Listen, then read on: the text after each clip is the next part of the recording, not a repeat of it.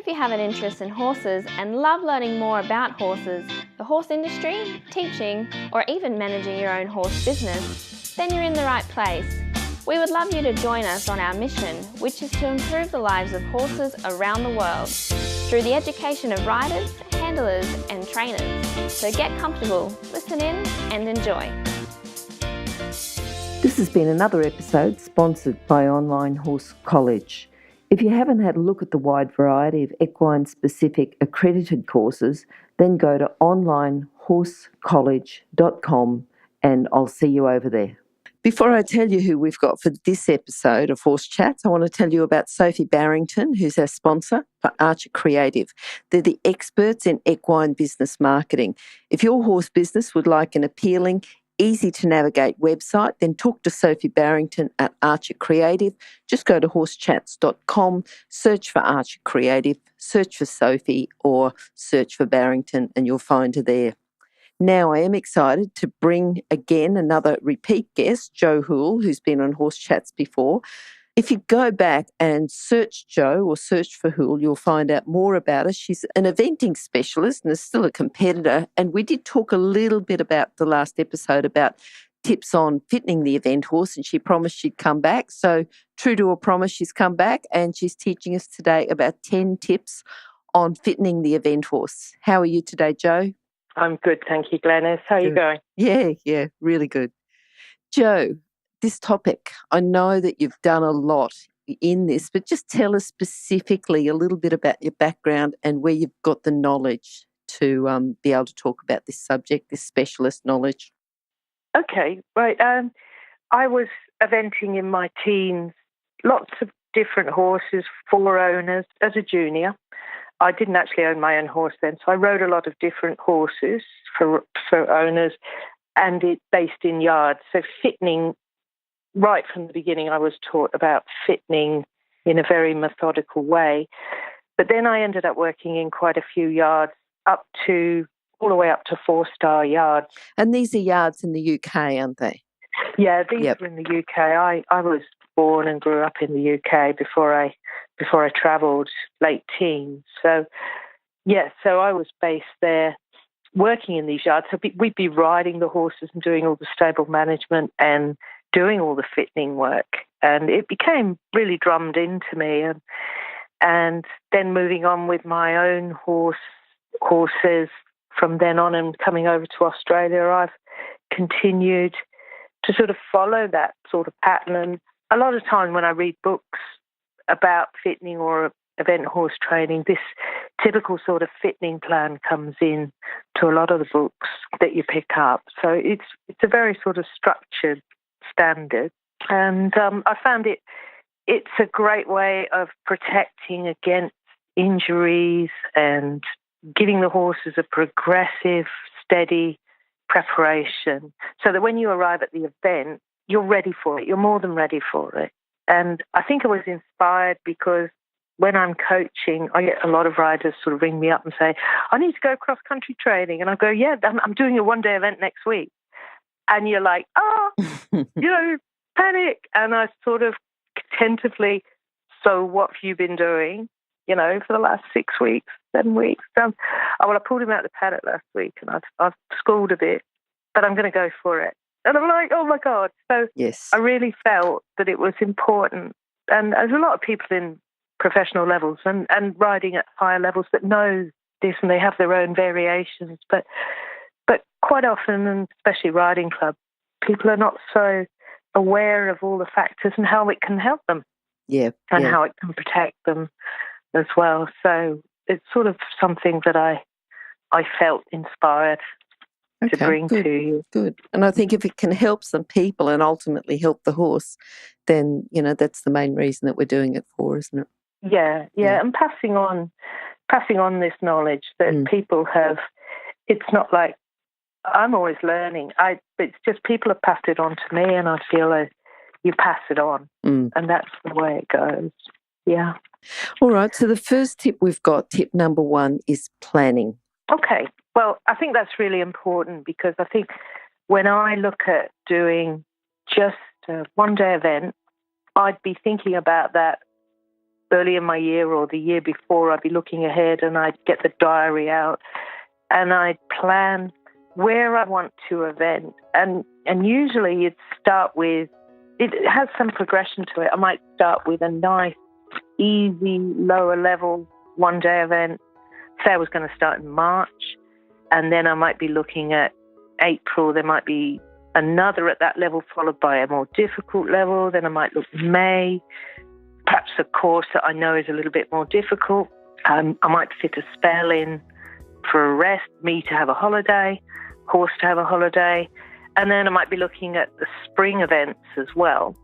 But I'd be looking in advance of the year of what do I want to achieve in that year and where are those events so that I can literally work backwards to when do I start my, it has to be at least a minimum of 6 weeks, say a 6 to 8 week program to prepare the horse's fitness for the first event.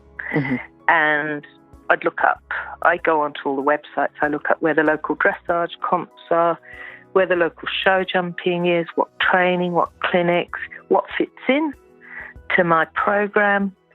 So when the horse is ready to go and do a dressage test, can I find something where I can take them locally to just run through a test, what show jumping clinics are on. And being in a rural area here on the border, we've got a limited number of competitions we can get to and a limited number of training clinics. So you have to really look at it carefully and do quite a bit of research on the dressage event, on the show jumping comps, on the Victorian and the New South Wales eventing sites so that I can sort of pick a program.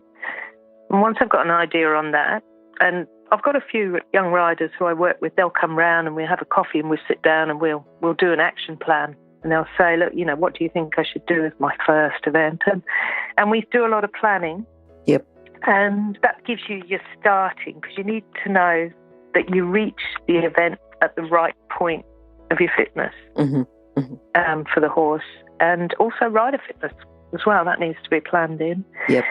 So great deal of planning. And I just to mention that if the horse, say, has had an injury in the past year and they're coming back from an injury, that might be a totally different plan. They might need a much slower preparation, longer preparation, and things like that can totally alter factors or remedial farriery or something like that. So I just sit down and look at all the factors first and start to work out where I want to be when I want to be there.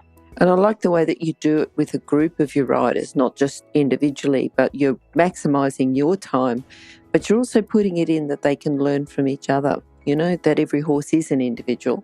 And even though you might have a general overall plan for the season for the horses, each horse is an individual, so you're still considering each of the horses as individuals. Yeah, I like that. When we're out as a group, this is off, but cross-country training, I ask the others, what do you think about the approach that horse did? What do you think about the way that jumped? And quite often they're in a couple chatting and I'll go, guys, have a look. Oh, I don't know. Well, think. What do you think? What do you like about it? First of all, what's good? Be a positive. What would you improve? And try and get them to analyse and get involved and think a bit more and just sort of work it through. Yep. Yeah. All right. The next one you've got is number 2, and you've got preparation. So you've done the planning, which is, I suppose, part of your preparation, but this is a little bit more specific, this preparation. Yeah, this I just put it in because if you were preparing for, let's say in this case, quite an important one-day event, it's easier to, if you've had your horses been resting for a while or has been spelling out at grass, you want to take this time to just make sure everything is ready, even your float. Make sure your float, you've got your bearings are good, your tyres are good, your lights are good, the wiring, the floor, the hitch. You don't really want to suddenly throw that in like week 5. I'm going to suddenly go to a dressage comp. Oh my God, I've got a problem with the tyres or something. So I would put that in early and I'd make sure my transport's good, my car's in good condition. Now, it could be that they're always in good nick, but it gives you a double check. And things like your tack and your kit, if you've had a bit of a break, did you clean it? Is it supple? I'm smiling because I've had people come for coaching and they pull a bridle out the float and it sort of crackles and I'll go, have you got some saddle soap with you? Because you've got to supple that up before you put it on the horse. And sometimes we're tired, we're busy, we've got work, it gets thrown in there, but generally it's clean it straight after you use it. But if not, go through your gear and is it safe? Just check, are the reins, perhaps there's some stitching going, is it going to break? Are your stirrup leather safe? You might get the saddler. Because the horse is in a different condition, you might get the saddler to come and look at the saddle. Or you might wait until you've got a couple of weeks of work. It depends how good or bad your saddle's looking. Are my saddle cloths clean? My boots, are they clean? The paddocks. Just have a look round things, your weed control, your fencing, going up to your arena. Just be aware of everything. You don't want to be dealing with stuff, mending things. You're going to be busy getting a horse fit. And quite a lot of people are working full-time. Not many are working in yards. There's a lot of people who they might be studying at school or uni or working. So just make sure everything's ready. Yep. And then you can concentrate on the horse and what you're doing. And it's quite a busy time. So that's what I thought more of prep. Jo, you turned into such an Australian talking about floats and paddocks. So we do have to mention that float could mean trailer or lorry or truck, and paddocks could mean fields or pastures. I had a Google the other day and I've Googled on floats. I was looking at various float designs, yes. And I managed to get a picture of a horse trailer floating down a river, and I thought, hang on a minute. It's not what I meant. Yes. So talk about floating teeth or something. I know, we've been here nearly 10 years now. It's sort of, it becomes your language. Okay, number 3, anyway, is the walk work. We'll talk about the walk work and how important that is. I know we've mentioned it before when we were talking on the first interview, and quite a lot of people miss this stage out. It's a little boring. People just don't like to be walking horses for 2 weeks. But if a horse is coming off of a time of no work, they need to get the base fitness. And this bit is probably the most important bit because it builds the base muscle and it conditions the tendons and the ligaments and the muscles before you start anything else. It sort of gives you the whole groundwork that everything else gets built on. And it could be that the person's already been riding out in the country, the horse is in a paddock. They're doing a certain amount of work, but I would then probably skip to bringing in a little bit of trot, but I would definitely still be walking out. And basically you start from a 20-minute walk daily and you work up gradually over 2 weeks to an hour or an hour and a half, which sounds a long time. It depends where you're based. So I've been based on agistment yards where we walk the tracks around the agistment paddocks. To agistment, you need livery, don't you? You mean livery? Yeah. Yes. Livery yards. Yeah, so I call it livery in the UK. Yeah. And livery yards where there might be tracks, grass tracks going round the outside of the paddocks. And then there might be roads and tracks leading off to rides out in the country. So you use what you've got. And you use, if you've got a neighbour who lets you through next door, I've got a neighbour lets me onto quite a big acreage, you can use that and you can just walk in a contact with the horse active. There is an exception when you get a few horses that just will not settle to walk work. And rather than be hanging on to something that's bucking and rearing and getting dangerous, it's better sometimes just to get on and just trot for a while and then come back and settle. But it's the active walking that really builds up a lot of muscle, and I do a lot of it at home.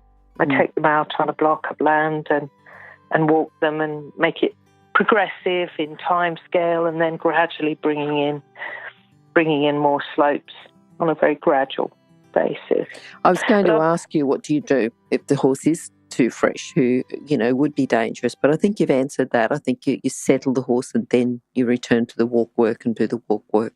Yeah, I had my old boy, who's now 27, he was the first ride out after time off. He was beautiful. The second ride, you got a neck strap and a monkey strap hung on. He would fly back. He was just all his adrenaline, excitement. I'm back in work. And I thought, if I can stay, I've got to stay on him, because I had to cross almost a dual carriageway to get to the country on the other side. So I'd walk him in a little bit of lateral work. So the first couple of minutes, I'd just trot along the track, get to the main road, and then I would literally cross that and do shoulder in or leg yield across the tracks or anything to engage his brain. Mm-hmm. But just walking along, he'd be bucking and jumping up in the air, and any noise, leaf, branch, it became a nightmare. It actually made me strong. I think it was the first time when I finally, after cycling and swimming and trying everything I possibly could to be strong enough, he gave me strong legs, because I just, no way was I going to come off. But yeah, and eventually then I got him so he was calmer, so we could go and walk miles and get him really toned up. Mm-hmm. Mm-hmm. And I feel that for a lot of people competing at the starting levels, it's understanding that the ligaments and tendons, they may say, oh, my horse is fine. I trotted up the hill the other day, didn't even puff. But it's not that. It's the fibers and the tendons and the ligaments. And I found that out myself recently when earlier this year I got an Achilles strain because I hadn't actually been jumping for a while. And then I went and did some grid work, and my leg had tightened up and I strained my Achilles. And for the horses, we just want to make sure all those fibers are elastic and conditioned gradually so that they don't do a strain that's going to put you back months or long. Yep. And that's what I think the purpose is of this sort of fitting plan. All right. Well, that brings us on to number 4, which you've got, is introducing trot. So let's say that the horse was very quiet and well behaved and did just walk out. So you've walked them out for the first 1 or 2 weeks from 20 minutes to 60 or 90 minutes. At what stage then do you introduce trot? We sort of go with the horse in that when they feel they're going along, you can see them toning up. And actually, whilst I'm doing the walking, you groom quite a lot.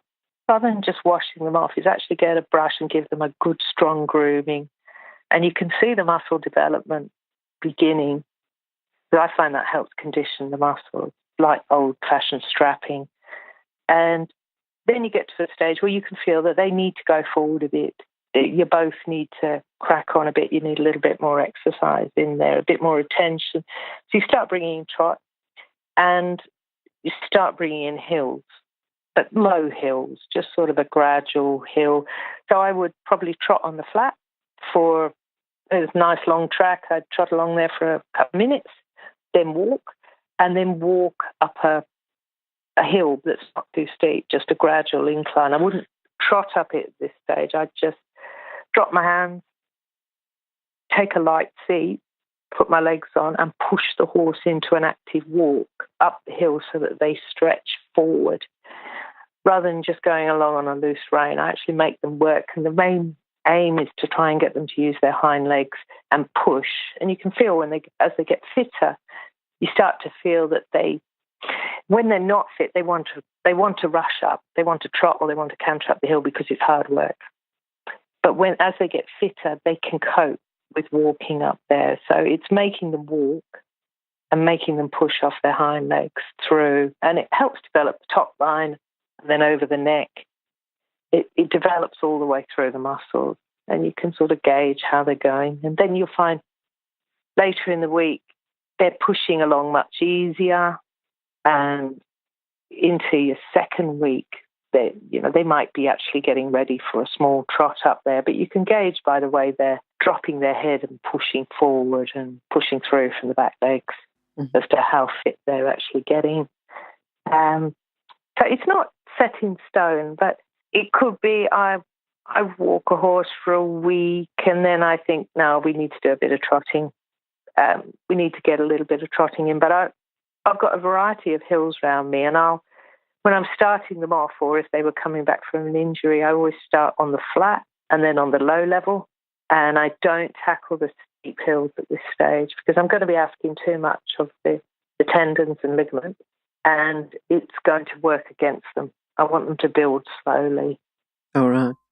Okay, now that's good. And I like the way that you said it's not set in stone. It's you keep talking about, and you keep talking about judging the horse and looking at the muscles and feeling how fit they're getting. We've got number 5 here is introducing schooling. So at the moment, you've just talked about being out, but not actually schooling the horse. So can you talk about introducing that, when it would be and what type of exercises? Yeah, this is where I find, talking to a lot of people, when they first bring their horses back in, they would probably say they're going to start lunging them. Now, there's times when you need to do that because they could be a very novice rider and a very lively horse. I've seen a lot of difficult situations, but if you're able to hack out, as I call it, walk out and then trot and bring this in gradually, you don't actually school them until they're established in their walking and trotting work on hacks and country, depending what's available. So, because schooling's quite hard, it's quite strong. It's strong on the tendons, the ligaments, the muscles. Circling is quite strong. If you're bringing in a young horse into its first event that it's coming up through and it's coming into its first serious fitness, schooling is quite hard. And I would even be doing guilds and that on my tracks long before I started doing lots of circling work. But I have, again, it's flexible because I've worked with riders who are so nervous to ride out. And they might have a very quiet horse. If they can take it in the arena, it's a quiet horse, but they're so afraid of it riding out that it would be really difficult for them to go through that. So that might be a different sort of situation when I think, seek somebody's advice, seek the advice of a coach, talk with them how you're going to get through this. You might be able to get someone get on for a couple of weeks and just get them through the worst bit. And then they could get to the stage where they're in the arena schooling and they could build up the confidence. But those with a bit of experience, schooling, and it could be, give an example, I worked on a yard in Somerset in the UK, and we had a lot of horses on the yard, and they were doing a variety of dressage and some show jumping and some eventing. And we would take them up into the country for 40 minutes ride and then come back, and then we'd school them. Now, I think there are a few horses that do really well from schooling first and then going out for the ride, and there are some that are a lot better for riding out and then schooling. So I'd continue my walk work and my trot work, but I'd bring 10 minutes schooling at the end of it, or at the beginning of it, depending on the horse. Yep. I wouldn't suddenly go from the walk and trot and then now I'm schooling. It would be, right, they're ready and they're toned up and I'm going to pop up to the arena. That's where we are here. Or in a livery yard, I'm going to come back from my ride. I'm going to go into the arena and I'm just going to do 10 minutes of some circling and leg yielding, and then I'm going to stretch them out and walk and take them in. And you start your schooling and then you build it up. So it could be 10 minutes, then it could be 20 minutes or half an hour, as well as riding out, and decide whether the horse is better schooled first. I've actually got 2 horses here. One is far better if you school him first, and then when he's good, he gets the reward of a ride out, because when I ride him out, he's too anxious. Mm-hmm. So he's better in a contained arena, and then I ride him out. And the other one is much better ridden out, his young one, and he's settled. If he goes for a 20-minute hack out, and I have a little trot up through there's a lovely big grassy paddock, and then I bring him up the arena and he takes a deep breath and he's much more relaxed and I get much better work out of him. Good. And he likes his little routine for that. So they're all different. And some even, I might work them for 5 minutes in hand before I get on, and then they go up and do just 10, 15 minutes schooling, and then they go for a walk. So it's a lot of variety. But the schooling, again, starts with walking in schooling, and there could be some lateral work in that walking, and then trotting, and again, lateral work into the trotting. And at this stage, I get the walk and trot started first before I bring in the canter. Mm-hmm. Okay, well, that's number 6 anyway, is the canter, starting the canter. So would you like to go on and talk about that? Yeah, I just smiled for a minute there. I remember going for a ride around our block with a couple of friends, and the horses hadn't been ridden for, 2 months. And we got to a slope leading up to the arena, and they said, they just shot off in canter. And I'm like, well, first of all, I'm hanging on to mine, thinking, oh, my God, I'm going to die. Yes. And I had to trot up behind, but they were not knowing what stress they put those 2 ponies under. They'd been in a paddock for months, and they were pushing up a steep hill in canter. So canter comes progressively down the line here. I've got weeks 6 to 7 that I start bringing cantering into my schooling, and I might bring cantering in gradually along the tracks. I tend to like a slight incline if I think I'm going to get a lively horse, but just bringing it in gradually. I don't go hooning up a steep slope, but just in a light seat, bridge rein, taking the weight off their back and letting them work through in a very steady, good rhythm. And I've been with friends where they don't have the country to work in, so they might ride round the livery yard and then gradually start their schooling, and then they might use the arena for cantering. And if it's a big enough arena, they'll wait till it's quiet, take the horse in, go into a light seat, bridge their reins, and just do what could be a minute or 2 of canter, and then come back to walk and stretch them out. And then gradually you get into canter circles, and change of lead, and sort of progressive working up, so that they develop the hind muscles and their top line over, and that they become stronger. That leads us into beginning to bring in jumping grids, because as the horses now, they've done their walk work, so they've got their base muscle. They've done trotting, they've brought in low-level hills, they've trotted up hills, they're schooling, they're getting much stronger.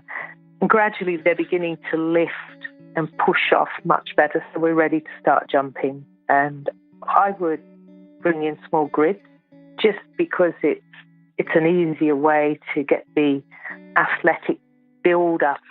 You can allow the horse to develop itself in an athletic way and develop the strength. And this, again, is putting the ligaments and tendons on a little bit more stress. So the walk has just given them the basic conditioning and the trot, but then gradually the low hills leading on to steeper hills, they've been stretching the sensory ligament, they've been testing the stretch on their tendons and ligaments. So by the time they jump, they're actually conditioned to do it without creating an injury. And that's the reason for that sort of preparation. So then I would bring in a grid, not a sort of just bounce. That's far too difficult. I'd start off with a 1 stride to a 2 stride to an oxer at the end, or I might bump some interesting little angles and skinnies and things in the arena, and just start a bit of variety. And I wouldn't make it too massive at the beginning. I just want them to stretch. It's really like going to aerobics and stretching and relaxing and stretching, and just making sure everything and the joints, everything's protected by the gradual build-up. So by building the muscle to protect the joints, that's and while I'm thinking of this, I'm thinking I've not mentioned, and we haven't mentioned the human side of it, that I think, before I start a fitting plan with a horse, I make sure that I'm fairly fit. And I think it makes a big difference. Sometimes I might be swimming for a few weeks before, or I might go to an exercise class, as I'm doing now, once a week, to get myself toned, because I don't really want to have time off because I strain myself, or a horse. So you're doing that fitting work for a few weeks before you actually start the horse, are you? Yeah. So we're sort of up to week 7 to 8 now. And I really like the way that it's not been a black and white it's been, depending on what this horse prefers, it depends on this, and you've got to remember this. And it's all been, I mean, obviously you're bringing in a vast experience here, but it's been that you've got to keep looking at your horse. That's the thing. You keep coming back through. And even though we're jumping small grids at week 6 to 7, you keep saying every horse is different. So, yeah, so that's week 6 to 7. So you might be up to week 10, 11 yourself. Yes, I brought a young horse on that I had it backed by a local trainer. I did the initial work and then had him backed.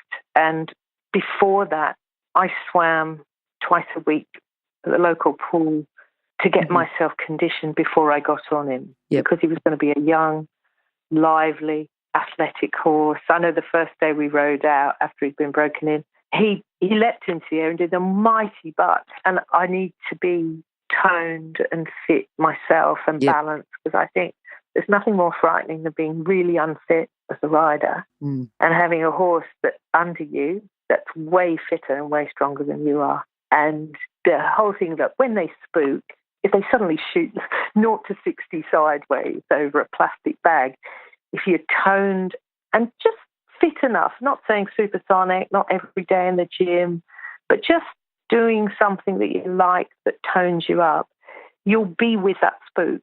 You won't pull a muscle. As you do more schooling, you're not going to get a stitch. You're not going to hurt so much. And it keeps your body even. So it keeps your weight even in both stirrups. You're not putting more pressure on one side of the horse because you're really stiff, and you're more elastic, and you're able to recover and cope with it. And I think it's a really hard job doing. Most of my life, I've worked in yards, but most of my life I've been working a job myself and kept horses going outside of that job. So I'm really aware of how hard it is to get up, feed, rug, go to work, do a full day's work and come back. And where are you going to fit in your riding? It's where do you fit it all in? And then there are riders that I know in Adult Riding Club that have got children. It's really, really hard, and having horses is not easy. So you've got to work with what works for you. Some people like the early morning, and some people like after work. Some work part-time or three-quarter time, and just find the best time, the best routine that can work for you. Otherwise, people are going to get exhausted and tired of it, and they won't want to continue. And I've been in a situation where I can work a horse 5 days a week, but I've actually done 4 days, or had a very experienced horse I'd work 3. I'd like to be working 4. It doesn't have to be 6 days a week and 1 day off as you would in a professional yard, because you just can't do it all. Sure. And you've got to get a balance, a healthy balance that's enjoyable, I think. So just bringing us on to the interval training, which we haven't talked about yet, that's point number 7. Tell us about that, because generally you think interval training, are we talking about a 3-day event? Are we talking about a general fitness? What are we actually talking about when we talk about interval training? So if you can maybe explain interval training and when we would use interval training. I've used and I've coached other riders to use interval training for 1-day events. But you would take interval training to a much higher level if you were going to do a 3-day event and a higher level. So the initial interval training, what it means is you've got to your canter work.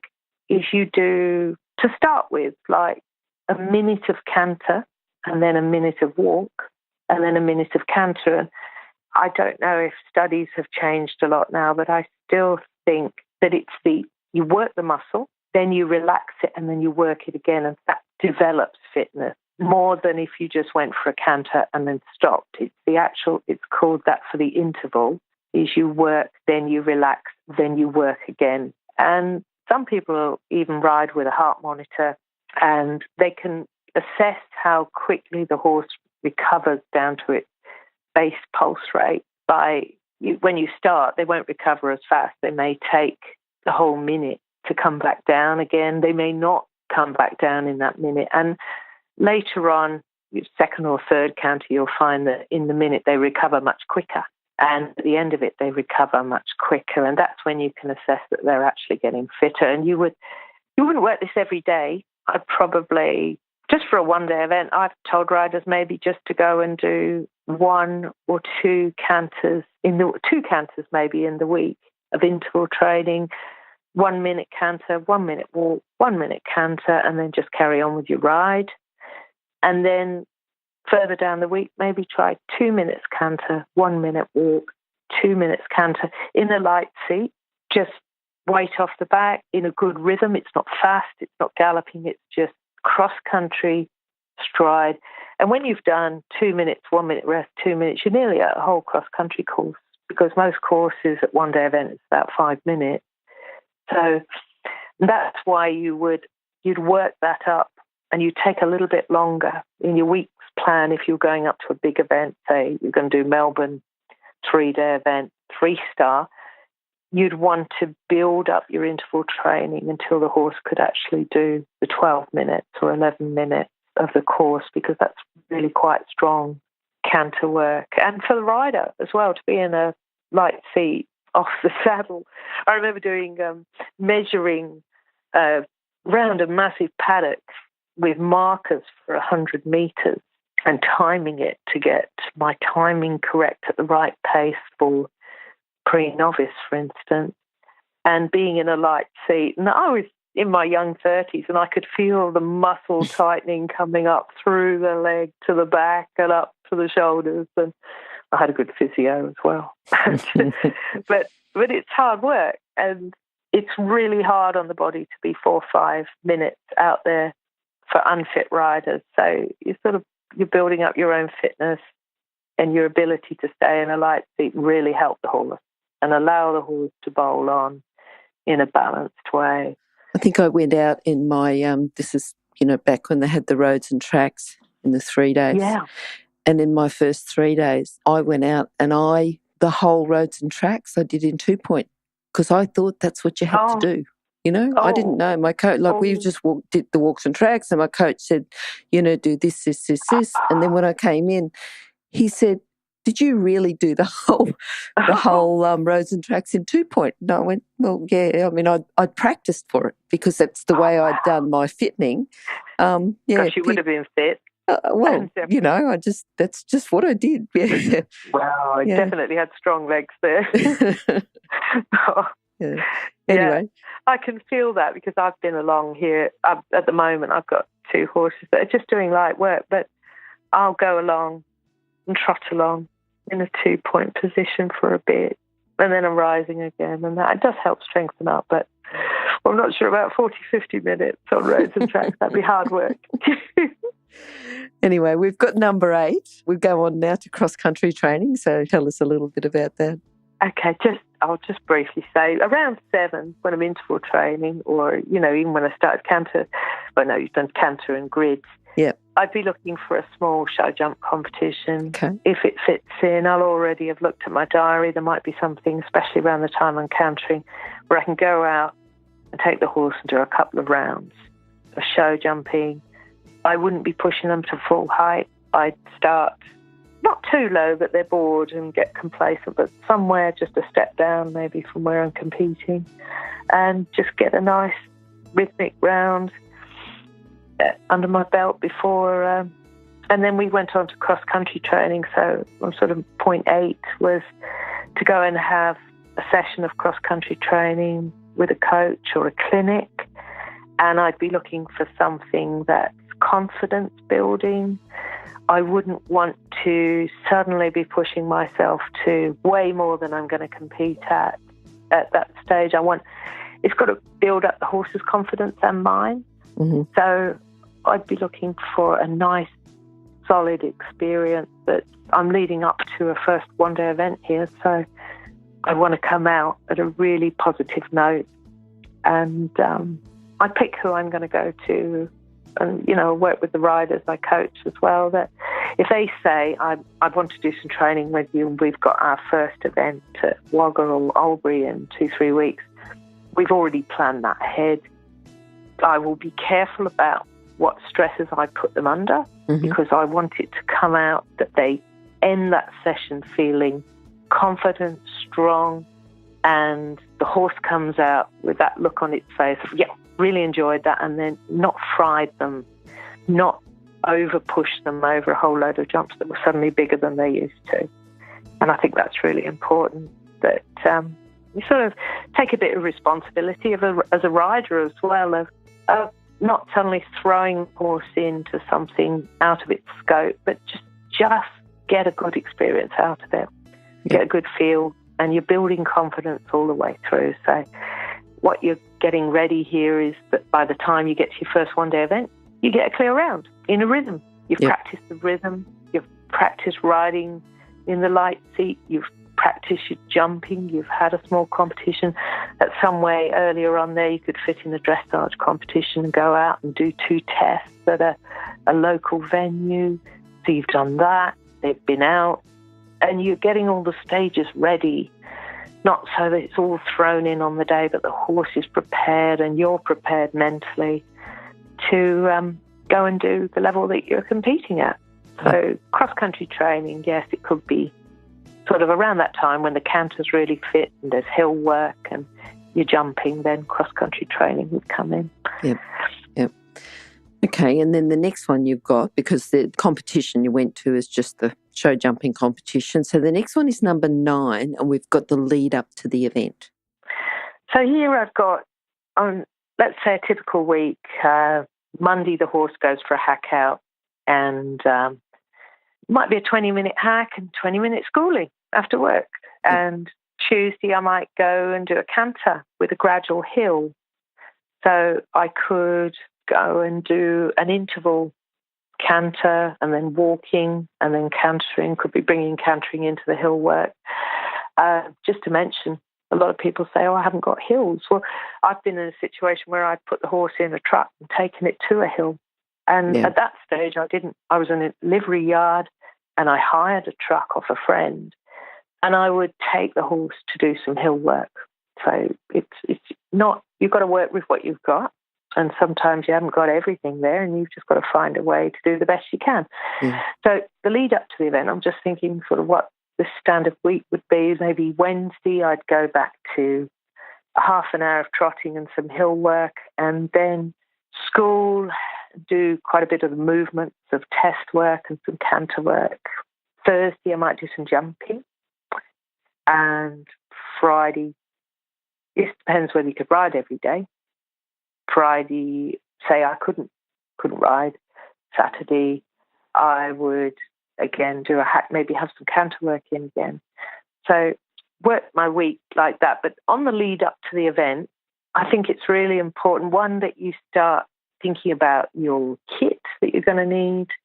I used to write a list. I used to, actually, Jane Holden's Rodham had a book where she did a pamphlet years ago, How to Event, and it was fantastic. And it gave you a basic kit list of what to take with you. And it was fantastic. I had it for years. I've lost it now. But things like spare rein, spare stirrups, a lot of people don't think about that, spare girth. I might get a box and I'll start packing my kit, making sure you've got all your documents in there, you've got your numbers. When they tell you the number that you're going to be, you've got your numbers ready, that your kit's clean, you've got everything you need, and you've got spares, you've got enough saddle cloth. I start thinking about what food I'm going to take with me, because that's really important. I always forget it. So usually think of the horse, and I make sure I've got all my feed supplies there and everything's ready, and the rugs and they're clean. You've got your stable booked. You will have entered your competition way before. So I think in that last week, just getting the kit ready. But the other thing is, I think it's really important, on the week leading up to an event, I don't suddenly start riding the test massively at home. I think all the training comes in well before. You've got your work there, you've learnt your test, you might have gone out and done a couple of competitions in dressage. And then the last week, you ride out and stay chilled. Might go for a hack out instead. Go for a lovely long canter up a hill and just stay relaxed, because it's not the time to be suddenly hammering away at your test and suddenly panicking about, oh my God, I haven't got that movement, I haven't got that. It's too late. Yep. Prepare it earlier and just try, because there's adrenaline going through in that week leading up to an event. The horse will sense it. Just stay chilled. And I think that's really important to have everything ready, have your kit ready, especially if you're working full time. Get it ready the week before, start planning. So you can just put it in your float or truck or whatever you've got. Your horse is ready and you've got this plan, you know, how much feed you're going to take. And that's sort of last week of prep. Say the event's going to be arriving on a Friday and a one-day event on a Saturday and then heading home in the evening. Just plan how much feed you want to take with you and start putting it together. Okay. My house becomes, there's an ironing board in the corner that's got piles of kit on it, jockeys and jackets, and numbers are put in place, and I've got the test printed out for one event, and it's just ready. I find that being organised takes a lot of the stress out. And remember waterproof clothing and warm clothing and bedding if you're staying over and things like that, and just make sure it's all organised. And that way you can have a better event.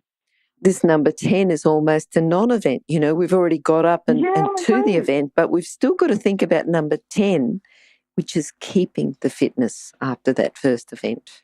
Yeah, so we've got that lead-up week. There's a lot of adrenaline and there's an awful lot of work's gone in. And as you'll know yourself from past, you know, it's just so much has gone in. And then you get there and you've prepared every bit of this. So you don't get there and suddenly do anything different. You've done your flat work, you've done your show jumping, you've done your cross country, and you just produce them at the event. But then winding down from that is, I think, really critical. So it's important at the event to walk a horse after and cool them down steadily, and then keep them warm if it's cold weather, or keep them cool if it's hot, and let them rest before you travel. And make sure they've got the right amount of food, of roughage to recover, not fed too soon, but fed so they can have something in their stomach, and then a rest before they travel to protect them from ulcers and stressing in the stomach. They bring them home, and I think it's really important that they're not just stuck out in the paddock and left for a couple of days. I think they need to go for a walk, stretch. It's the same way we would if we put ourselves under a lot of stress. The next day we're tired, but we need to stretch, otherwise we're going to seize up a bit. It's going to feel the tiredness. So I find the horses are always quite hungry the next day, but I'm really careful that you don't suddenly start packing in more feed than normal. You just make sure they get a good feed. Usually they're fed twice a day. Some people feed 3 times a day in yards, but twice a day when we're working, and lots of roughage, and take them out for a lovely stretch, nothing too stressful, and just have a sort of light trot along and flex out, and then take them back, rug up, back out in the paddock. And then you need your plan of where you're going next. So there could be another event in 3 weeks. They may have just light hacking for 3 days, just to wind down from that first event and the travel and all the stress. And then by the 4th day, you might bring in your schooling again. And then you just, nothing too heavy, bring in schooling. The next week, do a couple of sessions of some just light grid work. Just keep it ticking along, but not putting too much stress, but at the same time not winding down too much. And I think then when you get to the end of the event season, then it's really important that you wind down steadily and bring them down. I think that's the thing people often miss. And I was taught that you have to wind down fitness. You don't just drop it off an edge, but you wind it down and you bring them down to a spell through decreasing and coming back down to light trots and then to walking and stretching out, and you're sort of winding them down with their feet at the same time before you put them out for a spell. And that way they can settle into it much better and they don't do themselves any harm. And it controls the energy, because you've got a very, very fit horse that might have at some stage done three or 4 or more or 5 events, and they're in their routine, and they love their routine, and they're fit in their routine, and they they will expect that. So you have to wind down to a level where they could go into the paddock and have 2-3 weeks off or more resting and grazing. But that has to be brought down slowly. Yep. I'd say over a couple of weeks. Okay. After the last event, to wind them down and to lower their energy, otherwise they're going to be hooning. And I think that has happened in the past in a lot of really top yards. That I remember a horse that was related to my horse here, went to Burley, came 11th, was fabulous, and then was killed in the paddock 2 weeks later, broke its leg. And it's really important that they wind down properly and the energy's wound down so that they can become a relaxed grazing horse until the next time they're brought back in. Yep. There's a lot of work in it, and I should think there'll be some people who listen who'll go, oh my God, I'm in the riding club and I'm going to do a one-day event and I can't possibly do all that. So, and I've got 2 kids and I work, I can't. So moderate it. Just hack out your horse for a week or 2 before you start schooling and going to a couple of lessons. Just trot a couple of hills, go out with a friend and bring it in steadily, but bring that attitude of take it steadily up through and plan ahead. And be cantering before you go and do cross-country training. Be comfortable in a 2-point position. Go and do a show jump lesson before. Don't ever expect to go and do it all at the event and just be brave. It's just not the way to do it. It's too dangerous and too likely to have an injury for a horse or rider. And work as many days as you can in what works for each person. And some horses, some need lots of work and some actually don't need lots of work. They just need the sort of consistency. So it's sort of be flexible and work with it, but try and formulate some form of plan for horse and rider so that you arrive there fit, toned and happy and healthy and in one piece. And just as best as possible, because it is a dangerous sport and we can do an awful lot of things to make it a lot safer for horse and rider and everybody. And just a lot of it's about energy management, and the fittening is really, along with that we haven't mentioned, is the feeding. So I think that's another episode, isn't it? That is. If you're an equestrian coach or a horse riding instructor, or even if you aspire to be one, have a look at the free video series for horse riding instructors on the Horse Chats website. Go there now, have a look, horsechats.com.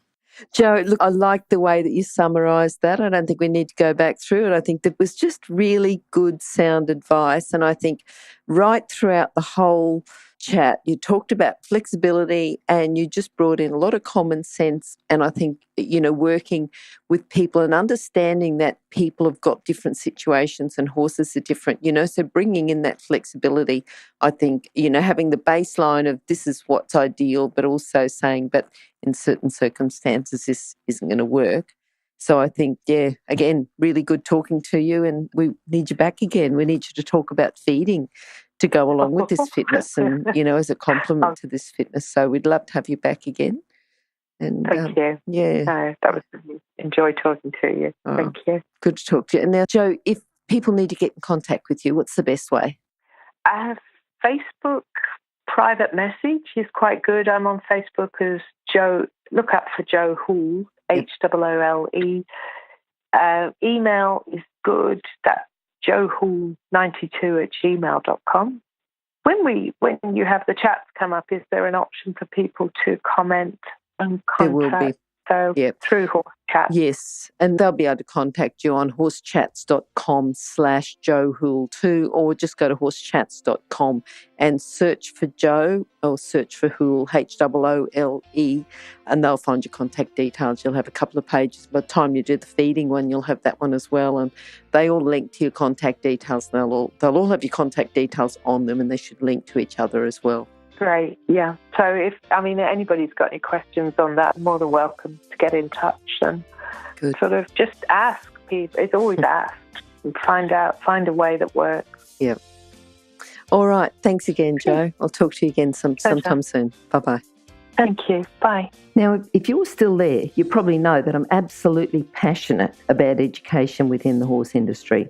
That's why I host this podcast. My other venture is Online Horse College. Have a look now at onlinehorsecollege.com and I'll see you over there.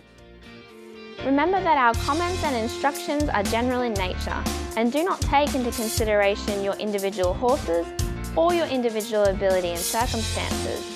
If you enjoyed this podcast, then please leave your comment below.